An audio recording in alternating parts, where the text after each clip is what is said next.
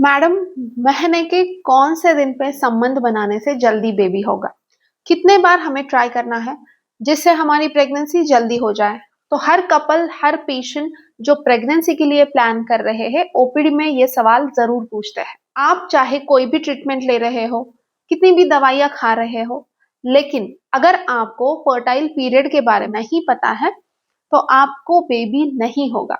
So hi everyone, I am doctor Bhagyashree, आपकी अपनी obstetrician and gynaecologist, और आज आपको बहुत इंपॉर्टेंट टॉपिक बताने वाली हूँ। ये टॉपिक उनके लिए भी इंपॉर्टेंट है जो प्रेगनेंसी के लिए प्लान कर रहे हैं, और उनके लिए भी जिनको अभी बेबी नहीं चाहिए, क्योंकि यही वो समय है जब आपको सबसे ज्यादा सावधानी बरतनी चाहिए।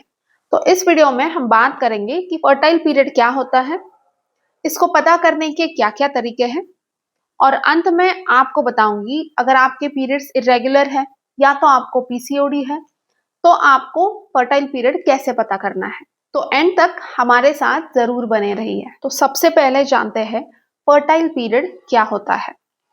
तो ये आपके महीने का, आपके मासिक चक्र का वो टाइम होता है जिस वक्त इंटरकोर्स करने से बेबी होने का चांस सबसे ज्यादा होता है। तो अगर इस विंडो को आप मिस कर दे, उसके बाद में हर दिन ट्राई करने से भी बच्चा नहीं होने वाला। काफी सारे पेशेंट्स हमारे पास आते हैं कि मैडम हम 5 महीने से ट्राई कर रहे हैं, 6 महीने से ट्राई कर रहे हैं, लेकिन बेबी नहीं हो रहा है। तो ये सिर्फ कोशिश करने के बारे में नहीं है, ये सही समय पर कोशिश करने के बारे में है।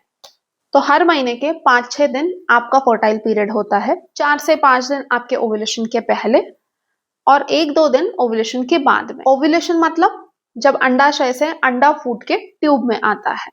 तो ओव्यूलेशन के पहले के 4-5 दिन और ओव्यूलेशन के बाद वाला 1-2 दिन, ये पूरा पीरियड आपका फर्टाइल पीरियड होता है। ये ऐसा क्यों? क्योंकि स्पर्म्स आपके शरीर में 5 दिन तक जिंदा रहते हैं और अंडा 1 या 2 दिन तक जिंदा रहता है। अब जानते हैं इस फर्टाइल पीरियड को कैसे पता करें। पहला तरीका होता है कैलेंडर ट्रैकिंग। तो सबसे पहले आपको आपकी साइकिल लेंथ, मतलब आपका मासिक चक्र कितने दिन का है, इसे समझना है। तो मान लीजिए अगर आपको 1 सितंबर को पीरियड आते हैं, और हाँ, जिस दिन आपका ब्लीडिंग शुरू होगा वो आपके पीरियड का फर्स्ट डे रहेगा। ऐसा नहीं कि आपको 4-5 दिन ब्लीडिंग हो गया और उसके बाद में आप गिनना शुरू करें, नहीं। जिस दिन आपको ब्लीडिंग शुरू होता है वो आपके पीरियड का पहला दिन होता है। तो मान के चलिए अगर आपको 1 सितंबर को पीरियड आता है और उसका अगला पीरियड आपको 1 अक्टूबर को आता है, तो आपका साइकिल लेंथ 30 दिन का हुआ। ठीक है। अगर समझ लीजिए 28 सितंबर को आपको पीरियड आता है तो आपका साइकिल लेंथ 28 दिन का हो गया। ठीक है। तो इतना समझ गए। तो जो ये आपका साइकिल लेंथ है उसमें से आपको -14 करना है। ऐसा क्यों? क्योंकि आने वाले पीरियड के 14 दिन पहले आपका ओव्यूलेशन होता है।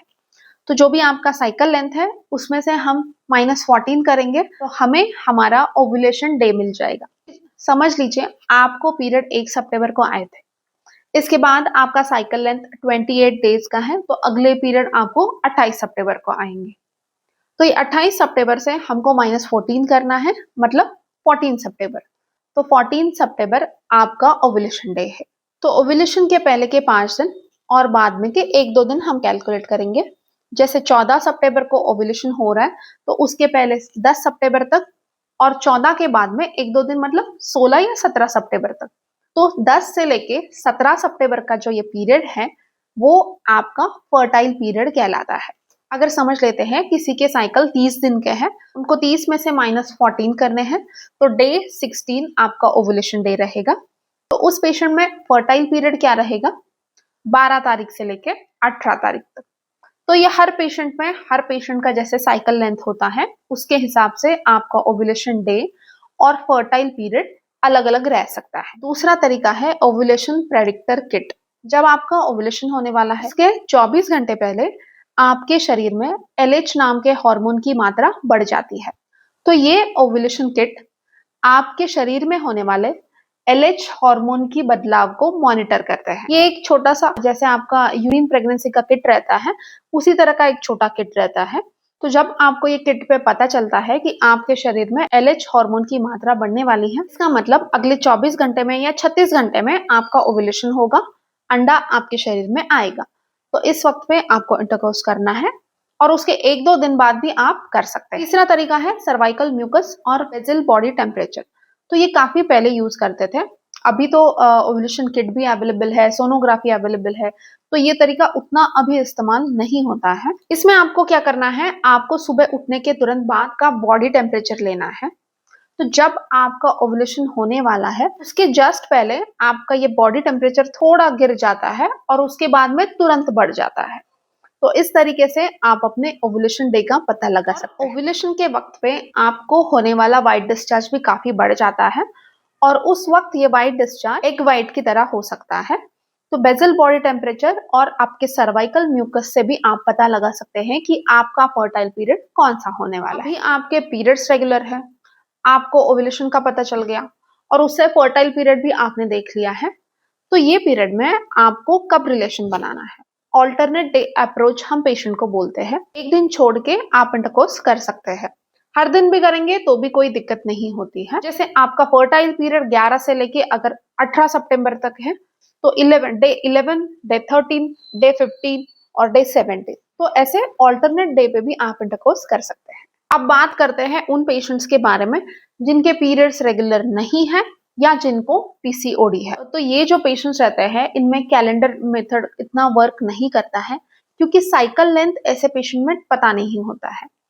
तो ऐसे पेशेंट्स को मेरी सलाह सबसे पहले तो यही होगी, आप डॉक्टर के पास जाके उनसे ट्रीटमेंट कराइए और अपने पीरियड्स पहले रेगुलर करवा लें। दूसरा तरीका होता है आप ओव्यूलेशन किट का भी इस्तेमाल कर सकती हैं या फिर डॉक्टर के पास जाके उनकी सलाह लेके सोनोग्राफी भी करा सकते हैं, जिसे फॉलिकुलर स्टडी कहते हैं। तो ये सोनोग्राफी में हम देखते हैं कि अंडा फूट रहा है कि नहीं, तो ये भी आप जरूर करा सकते हैं। देखिए 3 चीजें आपके पीरियड को रेगुलर कराएगी। सबसे पहला है डाइट, आपको आपका डाइट बिल्कुल हेल्दी रखना है, जंक फूड बाहर का खाना बिल्कुल नहीं चलेगा। दूसरा होता है लाइफस्टाइल मॉडिफिकेशन, जिसमें आप एक्सरसाइज कर सकते हैं या तो आप वॉकिंग कर सकते हैं।